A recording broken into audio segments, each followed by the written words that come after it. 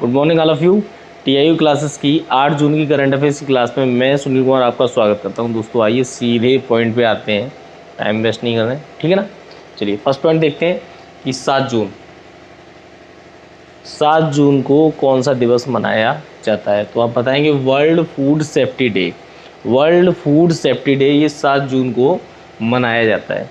अब बात करते हैं इसकी हम कि इस बार 2020 की इसकी वर्ल्ड फूड सेफ्टी डे की थीम क्या रही थी। ये 2020 की थीम है, 2020 की थीम है। तो 2020 की थीम रखी गई थी फूड सेफ्टी एवरीवन्स बिजनेस, मतलब फूड सेफ्टी को लेकर हर एक का बिजनेस होना चाहिए, ठीक है ना। इसका मतलब क्या है, फूड सेफ्टी एवरीवन्स बिजनेस, ये 2020 की क्या है, थीम है, ठीक है ना। अच्छा बात करते हैं कि ये वर्ल्ड फूड सेफ्टी डे ये कौन मनाता है। तो बता दें हम आपको कि WHO और FAO दोनों मिलके इसको बनाने की घोषणा की थी, ठीक है ना। तो FAO की फुल फॉर्म हो जाती है Food and Agriculture Organization, Food and Agriculture Organization, ठीक है ना। चलिए आगे देखें, सॉफ्ट पॉस, ये सॉफ्ट पॉस POS समझे। यहाँ पे POS का मतलब ये point of sale, point of sale. अब समझे एक बात, आखिर ये चीज़ है क्या। तो बता दें आपको सॉफ्ट POS ये डिजिटल पॉइंट ऑफ मेल का एक समाधान है। डिजिटल पॉइंट ऑफ मेल जो होता है उसका एक समाधान के रूप में हमको सॉफ्ट POS मिला है। तो सॉफ्ट POS को जो बनाया है वो किसने बनाया, तो आपको बता दें इसमें मास्टर कार्ड का सहयोग रहा है, मास्टर कार्ड का रहा है, वर्ल्ड लाइन इंडिया का सहयोग रहा है और एक्सिस बैंक। क्वेश्चन आपसे अगर पूछा जाता है कि सॉफ्ट POS बनाने में किन किन ने सहयोग किया है, तो आपका आंसर यहाँ से रहेगा मास्टर कार्ड, आपका रहेगा वर्ल्ड लाइन इंडिया और एक्सिस बैंक। तीनों के सहयोग से ये सॉफ्ट POS बना है। अब क्वेश्चन ये पूछा जाता है सॉफ्ट POS किसका समाधान मिला, तो आप बताएंगे डिजिटल पॉइंट ऑफ मेल के समाधान के रूप में सॉफ्ट POS हमें मिला, ठीक है ना। POS की फुल फॉर्म होगी पॉइंट ऑफ सेल। अब बात करते हैं एक्सिस बैंक की, तो एक्सिस बैंक की स्थापना 1988 में हुई थी। इसका जो हेडक्वार्टर है कहाँ पे, मुंबई में है। और इसके जो वर्तमान में CEO हैं वो अमिताभ चौधरी, ठीक है ना। चलिए तो हमने बताया आपको एक्सिस बैंक की स्थापना हुई थी आपकी 1988 में, इसका हेडक्वार्टर मुंबई में और इसके जो वर्तमान में CEO है वो आपके कौन है, अमिताभ चौधरी है, ठीक है ना। चलिए UNADAP के लिए goodwill ambassador to the poor, समझे आप। UNADAP के लिए goodwill ambassador to the poor ये कौन किसे नियुक्त किया गया, तो आपको बता दें एम नेत्रा को UNADAP के लिए goodwill ambassador to the poor नियुक्त किया गया है। अब UNADAP की फुल फॉर्म क्या होती है, तो United Nation Association for Development and Peace, समझ लें आप, United Nation Association for Development and Peace. बात करें अगर इसकी स्थापना की, तो इसकी स्थापना हुई थी 22 नवंबर 1965, ठीक है ना। चलिए आगे देखें, एक बुक का नाम है, लिखा है यहाँ पे The Dry Fasting Miracle from Deprive to the Thrive, समझे आप। The Dry Fasting Miracle from Deprive to the Thrive, ये जो बुक लिखी है किसने लिखी है, तो बता दें आपको ल्यूक कॉटेनहाउ। बहुत इंपॉर्टेंट पुस्तक हो सकती है, क्वेश्चन बनने लायक है आपका। ल्यूक कॉटेनहाउ ने ये पुस्तक लिखी है The Dry Fasting Miracle from Deprive to the Thrive, ध्यान रखना आप, ठीक है, ल्यूक कॉटेनहाउ। चलिए आगे देखते हैं, नेशनल फर्टिलाइजर्स लिमिटेड का अध्यक्ष किसे नियुक्त किया गया, तो आपका आंसर रहेगा वीरेंद्र नाथ दत्त को नेशनल फर्टिलाइजर्स लिमिटेड का अध्यक्ष नियुक्त किया गया है, ठीक है ना। वीरेंद्र नाथ दत्त किसका, नेशनल फर्टिलाइजर्स लिमिटेड का अध्यक्ष नियुक्त किया गया है। चलिए आप समझे, अभी हाल ही में रियाज शेख की मृत्यु हुई है। तो रियाज शेख कौन थे, तो बता दें आपको रियाज शेख पाकिस्तान के क्रिकेटर थे, पूर्व क्रिकेटर, वर्तमान के क्रिकेटर नहीं, पूर्व क्रिकेटर, ठीक है ना।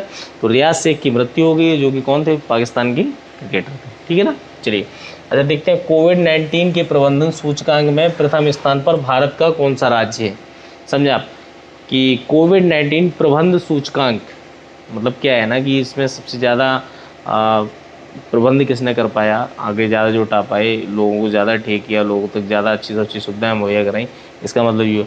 तो कोविड-19 प्रबंधन सूचकांक में फर्स्ट स्थान पर कौन है, तो आपको बता दें राजस्थान, भारत का राजस्थान ये कोविड-19 प्रबंधन सूचकांक के मामले में प्रथम स्थान पर है। चलिए अब बात करते हैं राजस्थान की। तो राजस्थान में देखें आयु एवं सेहत साथी ऐप, ये एक ऐप लॉन्च किया गया ऑनलाइन, तो समझे आयु एवं सेहत साथी ऐप और एक राज कैप सिटीजन ऐप, हमने आपको ये पहले ही बताया राज कैप सिटीजन ऐप, ये भी कहाँ का है आपका, राजस्थान का है, ठीक है ना। चलिए अब समझे एशिया यूनिवर्सिटी 2020 की रैंकिंग में, एशिया यूनिवर्सिटी 2020 की रैंकिंग में इंडिया की कितनी यूनिवर्सिटी को शामिल किया गया, तो आपका आंसर यहाँ से रहेगा 8। तो एशिया यूनिवर्सिटी 2020 की रैंकिंग में इंडिया की 8 यूनिवर्सिटी को शामिल किया गया है। चलिए आगे देखते हैं, कोविड-19 में भारत का कौन सा स्थान है विश्व में, कोविड-19 के मामलों में, कोविड-19 से जो संक्रमित लोग हुए हैं उनमें भारत का कौन सा स्थान है, तो बता दें आपको उनमें भारत का 5वां स्थान है। चलिए धीरे धीरे हम और स्थानों की तरफ बढ़ रहे हैं, कभी 5वां है, फिर कभी चौथा आएगा, फिर कभी तीसरा, फिर दूसरा, शायद पहला ना है, पहला किसी और का ही रहेगा, है ना, भारत को पहले भी आने की आदत नहीं है, ठीक है ना।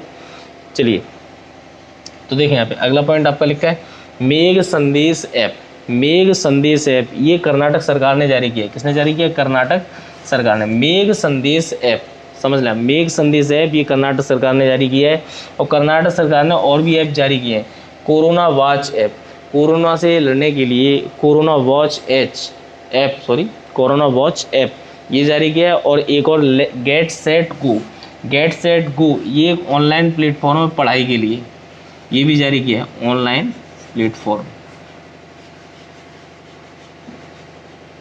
ठीक है ना। चलिए आगे देखें, 2012 से लेकर 2020 तक, 2012 से लेकर 2020 तक अब तक कितने बाघों की मृत्यु हुई, तो बता दें लगभग 750 बाघों की मृत्यु हुई है।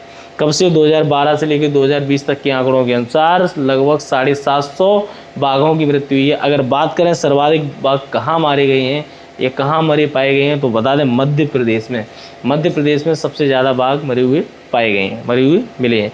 तो बात करते हैं प्रोजेक्ट टाइगर की, जो बाघ की बात आती है तो हम प्रोजेक्ट टाइगर को भी देख लेते हैं। तो प्रोजेक्ट टाइगर जो आपका स्टार्ट हुआ था वो आपका कब हुआ था, 1973 में, 1973 में आपका प्रोजेक्ट टाइगर स्टार्ट हुआ था, और प्रोजेक्ट एलिफेंट की स्टार्टिंग आपकी हुई थी 1992 में, समझ लें आप। प्रोजेक्ट टाइगर आपका 1973 में स्टार्ट हुआ था, और प्रोजेक्ट एलिफेंट की जो स्टार्टिंग हुई थी वो कब हुई थी, 1992 में हुई थी, ठीक है ना। आइए देखते हैं अगले पॉइंट हमारे, ये लिखा है नंबर 1 पे, समझौता ज्ञापन निगरानी प्रणाली, ये जो चलाया गया है किस सरकार द्वारा चलाया जा रहा है, तो बता दें आपको समझौता ज्ञापन निगरानी प्रणाली ये जो चलाया जा रहा है वो आपका यूपी गवर्नमेंट के द्वारा चलाया जा रहा है। तो समझ लें आप, समझौता ज्ञापन निगरानी प्रणाली जो है चलाया जा रहा है वो किसके द्वारा चलाया जा रहा है, यूपी गवर्नमेंट के द्वारा, ठीक है ना। चलिए आगे देखें, कोविड-19 के जो रोगी हैं, कोविड-19 के जो रोगी हैं उन पर पहली वनस्पत आधारित दवा, इसे बोलते हैं AQCH, समझ लें आप, AQCH को क्या बोलते हैं, वनस्पत आधारित दवा, ठीक है ना। तो पहली वनस्पत आधारित दवा के परीक्षण की अनुमति किसने दी और किसको दी, तो बता दें आपको कि DGCI ने अनुमति दी है, और ये सन फार्मास्यूटिकल कंपनी को, समझ लें फार्मास्यूटिकल कंपनी को, ठीक है ना। तो सन फार्मास्यूटिकल कंपनी को आपकी ये अनुमति दी गई है, ठीक है, किसने दी है, DGCI ने दी है, ठीक है ना। चलिए आगे देखें, रसिया, अभी हाल ही में रसिया इतना फेमस क्यों हुआ, रसिया इतना चर्चा में क्यों आया, कारण क्या रहा है, बता दें आपको कि यहाँ पे एक नदी है अम्बारनाया नदी, इसमें क्या हुआ ना, इसमें हाल ही में तेल रिसाव हुआ है ना, तेल इसमें बहने लगा अचानक ही, ठीक है ना, और वो तेल आर्कटिक में जाके गिरने लगा, ठीक है ना। तो उसी के खतरे को देखते हुए कि आर्कटिक सागर में इतना सब सारा तेल इकट्ठा हो जाएगा, तो उसको देखते हुए रसिया ने आपातकाल की घोषणा कर दी है। तो क्वेश्चन आपसे ये पूछा जा सकता है कि हाल ही में तेल रिसाव के कारण किस देश ने आपातकाल की घोषणा की, तो वो आपका देश कौन है, रसिया, ठीक है ना। चलिए क्वेश्चन ये भी बन सकता है किस नदी से तेल रिसाव शुरू हुआ था, तो आपका आंसर रहेगा अम्बारनाया नदी, ठीक है ना। चलिए अम्बारनाया नदी, ठीक है। चलिए वर्ल्ड एनवायरनमेंट डे की इस बार की जो थीम थी वो क्या थी, वर्ल्ड एनवायरनमेंट डे जो आपका 5 जून को मनाया जाता है, कब मनाया जाता है, 5 जून को मनाया जाता है। तो इस बार की जो थीम थी वो क्या थी, तो बता दें आपको टाइम फॉर नेचर इस बार की थीम थी, किसकी, वर्ल्ड एनवायरनमेंट डे की, ठीक है ना। चलिए रोमानिया में भारत के नए राजदूत किसे नियुक्त किया गया है, रोमानिया में भारत का नया राजदूत किसे नियुक्त किया गया? बता दें आपको, राहुल श्रीवास्तव को रोमानिया में भारत का नया राजदूत नियुक्त किया गया। तो राहुल श्रीवास्तव याद रखना आप, ठीक है ना। चलिए, WHO से अभी हाल ही में कौन अलग हुआ? तो ये तो आपको पता ही होगा कि अमेरिका अलग हो गया था। अमेरिका ने ये कह दिया है कि हम WHO में अब नहीं रहेंगे। तो बता दें अब ऐसा ही ब्राज़ील ने भी कह दिया है। ब्राज़ील भी ये कह रहा है कि हम भी WHO में नहीं रहेंगे। तो क्वेश्चन आपसे ये पूछा जा सकता है कि WHO से अलग होने वाला पहला देश कौन सा है? तो आपका आंसर रहेगा यहाँ से अमेरिका। और अगर आपसे क्वेश्चन ये पूछा जाता है कि दूसरा देश कौन सा अलग होने की बात की, किसने अलग होने की बात की है, तो आपका आंसर यहाँ से रहेगा ब्राज़ील, ठीक है ना। चलिए आगे देखें, I world entrepreneur of the year 2020 award, समझ लें आप, I world entrepreneur of 2020 award, ये पूछा जाता है आपसे, ये किसे मिला? तो आपका आंसर यहाँ से है किरण मजूमदार शो। किरण मजूमदार शो को ये वाला अवार्ड मिला है। थोड़ा सा नाम थोड़ा वैसा लग रहा होगा आपको, क्या है ना, इतना लंबा चौड़ा नाम ही ले रखा है, ठीक है ना। चलिए आगे देखते हैं, रिलायंस जियो में, बहुत इंपॉर्टेंट क्वेश्चन है, क्या है ना, रिलायंस वाले क्वेश्चन बनने की तो पूरी संभव नहीं रहती, वो तो आपको पता ही होगा। तो रिलायंस जियो में 1.85% इक्वलिटी, 1.85% इक्वलिटी के लिए 9,093.60 करोड़ रुपए का इन्वेस्टमेंट किस कंपनी ने किया है? समझ लें आप, रिलायंस जियो में 1.85% इक्वलिटी के लिए 9,093.60 करोड़ रुपए का इन्वेस्टमेंट किस कंपनी ने किया है? तो बता दें मूवरडाला इन्वेस्टमेंट, ये कंपनी का नाम है मूवरडाला इन्वेस्टमेंट कंपनी। ये जो है ना आपकी अबू धाबी कंपनी, कहाँ की है? अबू धाबी की कंपनी है।